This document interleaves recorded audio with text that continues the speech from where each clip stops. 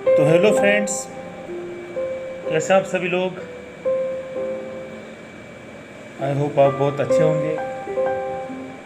Friends, solution chapter के English medium के लिए जो 7th पार्ट था उसमें हमने solubility of solid in liquid की बात कर ली थी।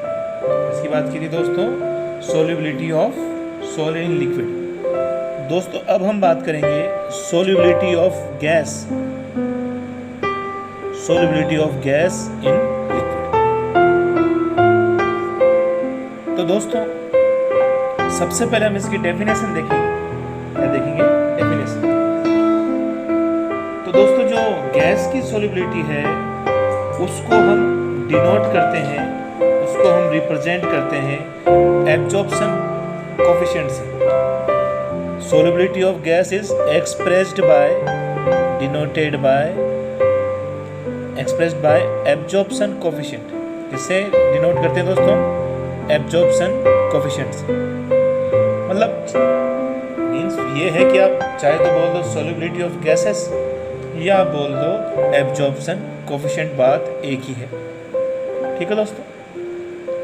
अब दोस्तों इसकी एब्जॉर्प्शन कोफिशिएंट की जो डेफिनेशन है वो हम दो तरीके से बताते हैं। एक तो जो बुनसन ने बताई थी और जो सीबीएसई के अकॉर्डिंग है, और एक आरबीएसई के अकॉर्डिंग, और दोनों डेफिनेशन ही ठीक है। दोस्तों डेफिनेशन समझने से पहले हम एक चीज समझेंगे। इधर देखिए आप, जैसे ये एक कंटेनर है, इसमें लिक्विड है,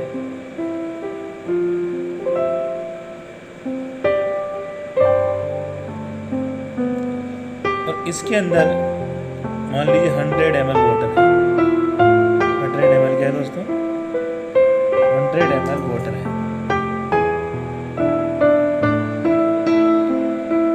और इसके अंदर जो आपने गैस डिसोल्व करी है वो है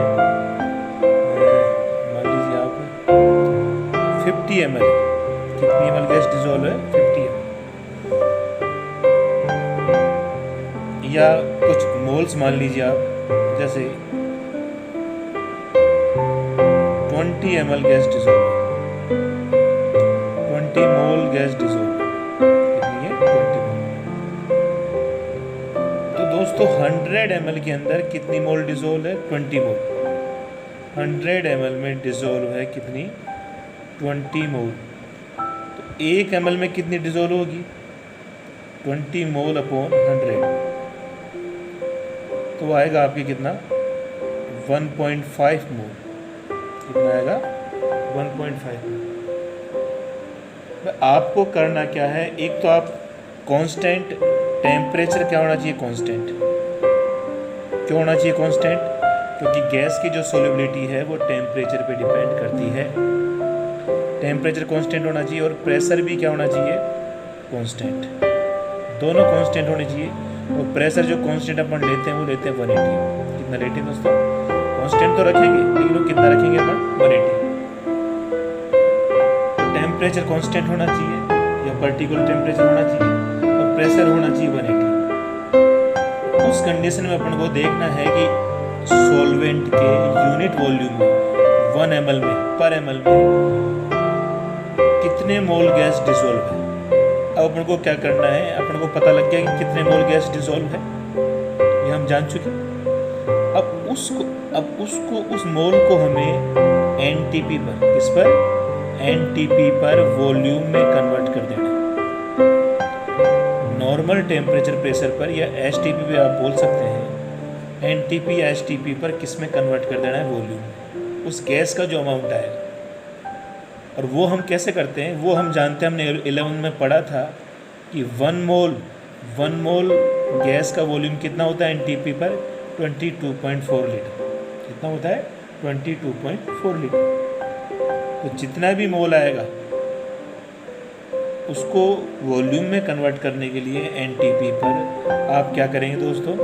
22.4 से मल्टीप्लाई कर दोगे जितने भी मोल हैं 1 ml में। तो जैसे इसको करोगे आप 4.48 हो जाएगा। ठीक है दोस्तों, हाँ 4.48 के समथिंग है, 4.48 लीटर के समथिंग है। तो मतलब सीधा सा ये है कि अपन को देखो वापस एक बार समझते हैं, टेम्परेचर कांस्टेंट रखना है, प्रेशर कितना रखना है 1 atm रखना है, कांस्टेंट है। और अपन को यूनिट वॉल्यूम में जो भी अमाउंट डिसोल्व है उसको हमें क्या करना है, कन्वर्ट करना है किसके अंदर, वॉल्यूम के अंदर कन्वर्ट कर लेना है एनटीपी। और वो कैसे करेंगे, तो उसके लिए हम क्या करेंगे दोस्तों, 22.4 से क्या कर देंगे, मल्टीप्लाई कर देंगे जो भी मोल है। तो वही हमारी डेफिनेशन बनेगी, यही हमारी डेफिनेशन बनती है। एक बार देखें आप क्या डेफिनेशन हमारी, according to Bunsen at constant temperature and 1 atm pressure, at constant temperature and 1 atm pressure, the volume of a gas at STP or NTP, a volume of a gas at STP or NTP which dissolve in unit volume of solvent called adsorption coefficient or solubility of gas। आइए दोस्तों समझ में, at constant temperature and 1 atm pressure, the volume of gas which dissolve, the volume of gas at NTP or STP which dissolve in unit volume of solvent is called absorption coefficient according to Bunsen। अब दोस्तों RBS की जो definition है उसमें अपन को कुछ नहीं करना है, सीधा बस वॉल्यूम लेना है। वही है, इसमें कंटेनर है आपके पास, उसमें गैस डिसॉल्व है, ये 100 ml मान लीजिए, इसमें 20 ml गैस डिसॉल्व है इसमें। तो आप देखो 100 ml में कितनी डिसॉल्व है, 20 ml, तो 1 ml में कितनी डिसॉल्व हो जाएगी, 20/100, तो 1.5 ml।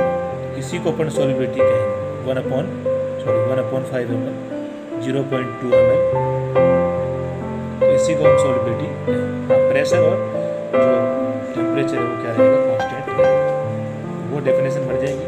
Eight constant temperature and pressure, क्या है, eight constant temperature and pressure, the volume of gas in ml, the volume of gas in ml which dissolve in unit volume or 1 ml, unit volume of a solvent or water called adsorption coefficient of the gas। ठीक है दोस्तों, आपको दोनों definition समझ में आ गई होंगी। तो ये है दोस्तों। अब दोस्तों आएगा हमारे, इसको एक डेफिनेशन आप अच्छी तरह देख लीजिए, इसको नोट कर लीजिएगा। अब दोस्तों हमारे पास आएगा factors affecting the solubility of gas. तो दोस्तों सबसे पहला है नेचर ऑफ गैस। क्या है दोस्तों, nature of gas.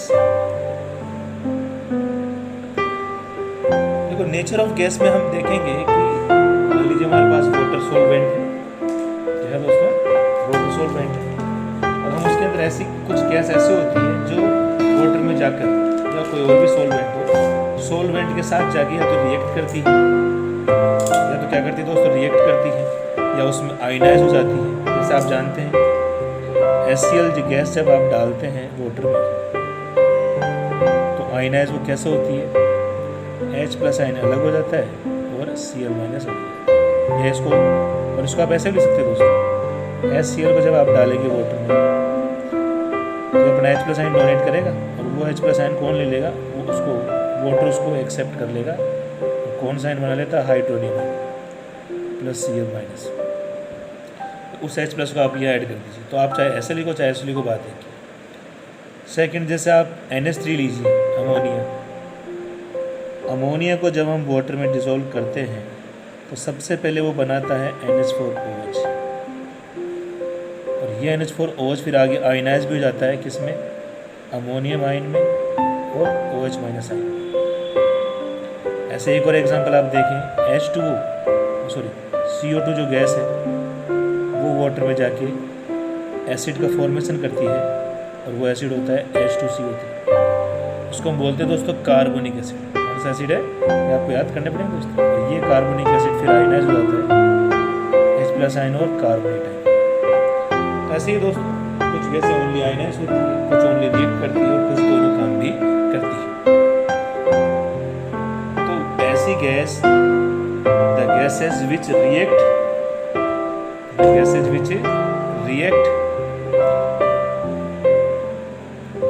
with solvent और ionised in solvent. Gases which react with solvent और ionised in solvent are highly soluble in solvent. वैसे गैस क्या होगी, बहुत ज़्यादा सोल्यूबल होगी। जैसे इसका एग्जांपल क्या है, HCl मैंने बताया आपको, NH3 ammonia, CO2, SO2, SO3, और इनकी रिएक्शन भी है दोस्तों।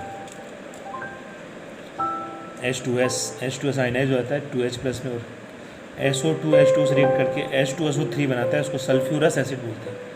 SO3 H2 के साथ रिएक्ट करके H2SO4 सल्फ्यूरिक एसिड, ये आप जानते हैं। H2S हाइड्रोजन सल्फाइड गैस क्या होती है, वाटर में आयनाइज हो जाती है, 2H प्लस आयन अलग मिल जाते हैं, सल्फाइड आयन अलग मिल जाते हैं। हाँ दोस्तों, एक और बात है, O2 क्या होती है, हमारा जो ब्लड होता है उसके अंदर हीमोग्लोबिन होता है। हीमोग्लोबिन O2 क्या करता है, हीमोग्लोबिन के साथ, प्रोटीन एक तरीके से हीमोग्लोबिन के साथ O2 रिएक्ट करता है और ऑक्सी हीमोग्लोबिन का फॉर्मेशन करता है। इसलिए O2 वाटर में इतनी मतलब रेडिली डिजोल्व नहीं होती, या डिजोल्व बहुत कम होती है O2 वाटर में, लेकिन ब्लड में बहुत रेडिली डिजोल्व हो जाती है। इसका रीजन क्या है, बिकॉज O2 ब्लड में जो हीमोग्लोबिन है उसके साथ रिएक्ट करके क्या बनाती है, ऑक्सी हीमोग्लोबिन का फॉर्मेशन करती है। ठीक है दोस्तों, तो ये गैसें जो वाटर में क्या होती है, सोल्यूबल।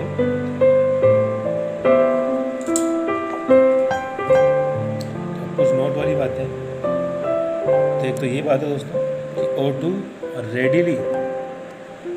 क्या होती है, readily soluble in blood because it react with hemoglobin to form oxygen। ऐसी गैस जो रिएक्ट नहीं करेगी सॉल्वेंट के साथ और आयनाइज नहीं होगी, वो लेस सोल्यूबल होगी। और the gases which do not react with solvent और not ionised in solvent that are less soluble in solvent, जैसे वाटर O2 N2। दोस्तों हम यहाँ सॉल्वेंट की बात करते हैं तो और सॉल्वेंट भी हो सकते हैं, बट जनरली हम सॉल्वेंट किसको मान के चलते हैं, वाटर को मान के चलते हैं, क्योंकि वाटर क्या होता है, यूनिवर्सल सॉल्वेंट होता है।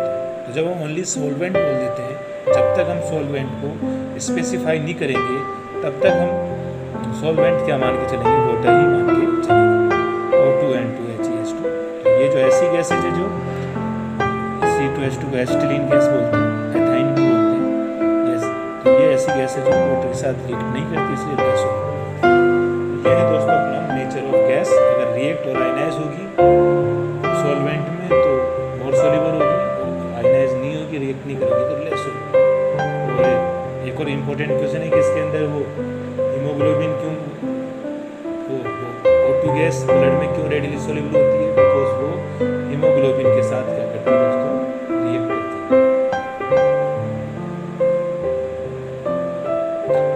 हीमोग्लोबिन पिगमेंट होता है, प्रोटीन होती है जो ब्लड में प्रेजेंट होती है। अब दोस्तों हम देखें नेचर ऑफ सॉल्वेंट, इसकी बात करें नेचर ऑफ सॉल्वेंट।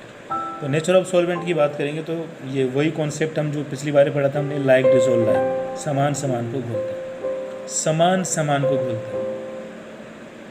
और इसमें वही चीज़ है कि पोलर जो गैस होगी, अब हम गैस की बात करें, वो हम सॉलिड की बात कर रहे हैं, पोलर जो गैस होगी वो पोलर सॉल्वेंट में डिसॉल्व होगी, नॉन पोलर जो गैस होगी वो नॉन पोलर सॉल्वेंट में डिसॉल्व होगी।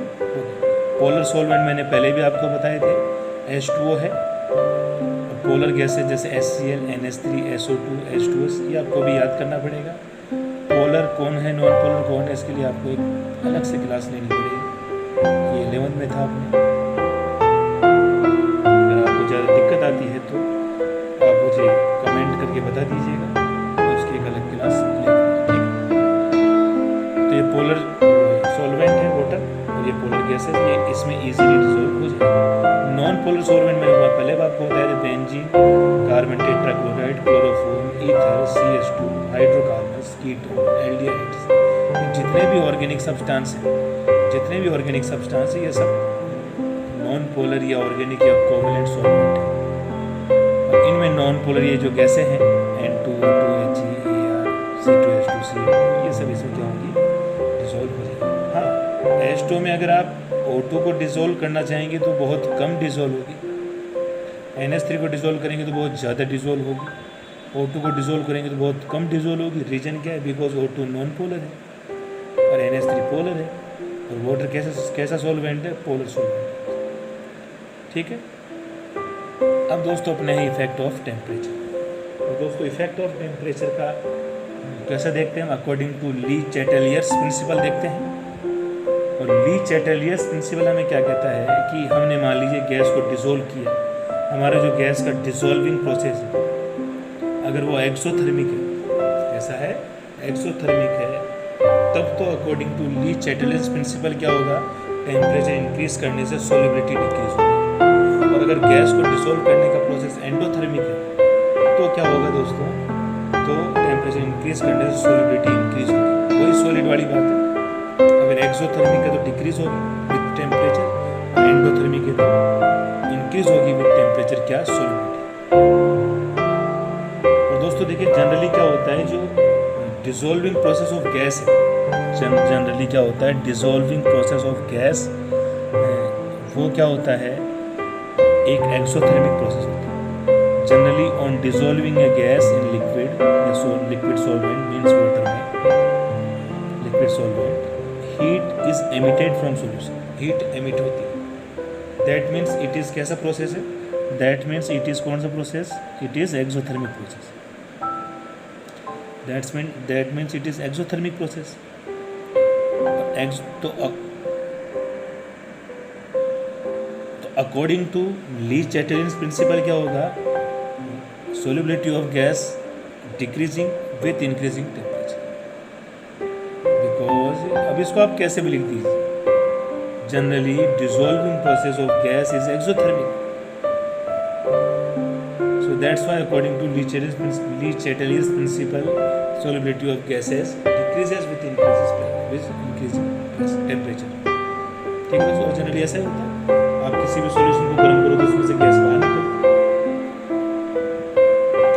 डिसॉल्व होना कैसा प्रोसेस है, एक्सोथर्मिक।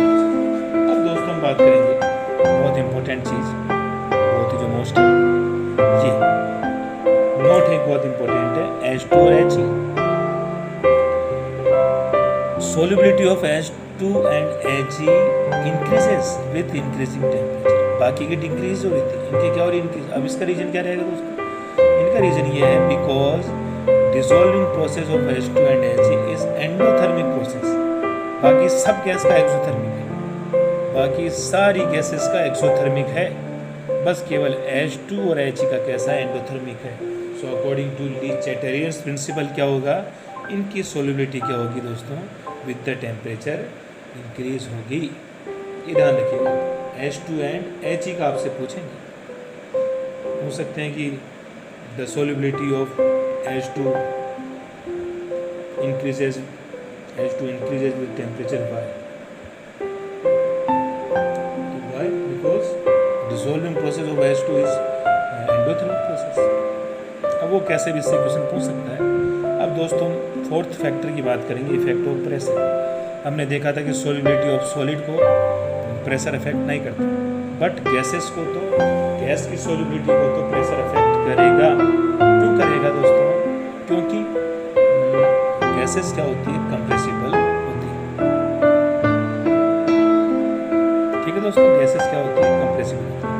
अब दोस्तों प्रेशर इंक्रीज करने से क्या होता है, सोलिबिलिटी ऑफ गैस इंक्रीज होता है, गैस ज़्यादा डिसॉल्व होती है। ये सीधा दिखता एक बिल्कुल नॉर्मल सी चीज़ है, सीधी बात है कि आप प्रेशर अगर इंक्रीज करोगे तो सोलिबिलिटी ऑफ गैस भी क्या होगी, इंक्रीज होगी। क्यों होती है दोस्तों, मैं एक बार समझ, डायग्राम से हम समझेंगे। दोस्तों ये हमारे पास दो कंटेनर है, या दो सिलेंडर आप मान लीजिए, इसमें पिस्टन लगा है, पिस्टन के ऊपर W1 वेट रखा हुआ है, जिसकी वजह से प्रेशर पड़ रहा है पिस्टन पे। ये सॉल्वेंट है हमारा, ये नीचे वाला ये सॉल्वेंट है, इधर लिखा हुआ है, और ये इसके ऊपर गैस है, ये तो है गैस, और ये क्या है, सॉल्वेंट हमारा लिक्विड। दोस्तों पहली कंडीशन में क्या है,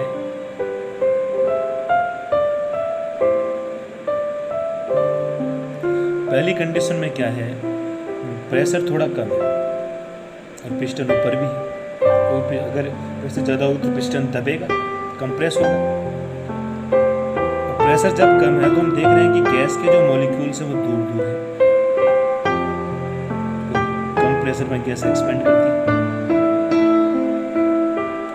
दोस्तों ये गैस इस सॉल्वेंट में कब जाएगी, कैसे जाएगी? सरफेस के थ्रू जाएगी, सरफेस के थ्रू तो जाएगी। ये जो गैसेस पार्टिकल हैं वो लिक्विड की या सॉल्वेंट की सरफेस से क्या करेंगे, इंटरेक्ट करेंगे, और इंटरेक्ट करके वो इसमें क्या करेंगे, एंटर करेंगे। जैसे मान लो 100 मॉलिक्यूल्स इंटरेक्ट कर रहे हैं सरफेस, 100 में से 20 या 30 या 40 मॉलिक्यूल क्या हो रहे हैं, एंटर कर रहे हैं किसमें, सॉल्वेंट में। इंटरेक्ट करेंगे तभी तो जाएंगे।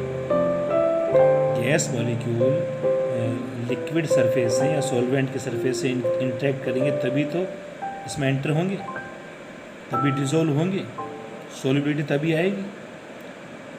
अब दोस्तों क्या होता है, प्रेशर जब हमने इंक्रीज कर दिया तो गैस पार्टिकल्स क्या आ गए, सब पास पास आ गए, एक दूसरे क्लोज आ गए।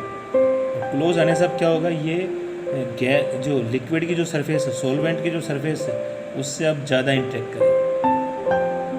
पहले जो पार्टिकल स्ट्राइक कर रहे थे, कोलिजन कर रहे थे विद सॉल्वेंट सरफेस, उनका नंबर कम था। अब जो कोलिजन कर रहे हैं विद सॉल्वेंट सरफेस, उनका नंबर क्या है, ज़्यादा है, उनका नंबर इंक्रीज हो गया। और नंबर इंक्रीज हो गया तो ज़्यादा एंटर करेंगे। जैसे मान लीजिए 100 में से 40 एंटर कर रहे थे, अब मान लीजिए 200 कोलिजन कर रहे हैं, तो 200 में से कितने एंटर करेंगे, 80 एंटर करेंगे। तो क्या होगा, सॉल्युबिलिटी क्या हो जाएगी दोस्तों, इंक्रीज हो जाएगी। तो प्रेशर इंक्रीज करने से सॉल्युबिलिटी ऑफ गैस इंक्रीज होती है। प्रेशर इंक्रीज करने से सॉल्युबिलिटी ऑफ गैस क्या होती है, इंक्रीज होती है, क्योंकि number of striking particles with solvent surface increase हो जाता है। ठीक है दोस्तों, तो यही बात हम लिख रहे हैं कि solubility of gas increases with pressure, solubility of gas increases with pressure because by increasing pressure number of gas particles which striking और interact, या तो striking लिख दीजिए, interact लिख दीजिए, with colliding लिख दीजिए, collision लिख दीजिए, striking और interact with surface of solvent also increased। तो प्रेशर इंक्रीज करने से क्या होता है दोस्तों, solubility of gas इंक्रीज होती है because number of particles, gas particles which strike with, interact with surface of solvent increases। सीधा सा दोस्तों है, और इस डायग्राम से भी ये क्लियर हो रहा है। पहले में प्रेशर कम है, दूसरे में प्रेशर ज़्यादा है। प्रेशर ज़्यादा होगा तो इंट्रैक्शन ज़्यादा होगा, प्रेशर कम होगा तो इंट्रैक्शन। अब दोस्तों इफेक्ट ऑफ प्रेशर में ही एक हेनरी का लॉ आता है, बहुत इम्पोर्टेंट है। तो ये दोस्तों हम अगले वीडियो के अंदर पढ़ेंगे। दोस्तों चैनल को लाइक कीजिए, सब्सक्राइब कीजिए, शेयर कीजिए, और अपनी पढ़ाई को ऐसे ही रेगुलर जारी रखिए। और जो भी पार्ट बन जाता है उसको बहुत अच्छे तरीके से याद कर लीजिए। कोई भी प्रॉब्लम हो तो दोस्तों आप कमेंट सेक्शन में उसको लिखिए, मुझे पर्सनल फ़ोन आप कर सकते हैं। आप तो कमेंट कर दीजिएगा, फिर मैं आपसे अपना नंबर दे दीजिए, मैं आपसे बात कर सकता हूँ।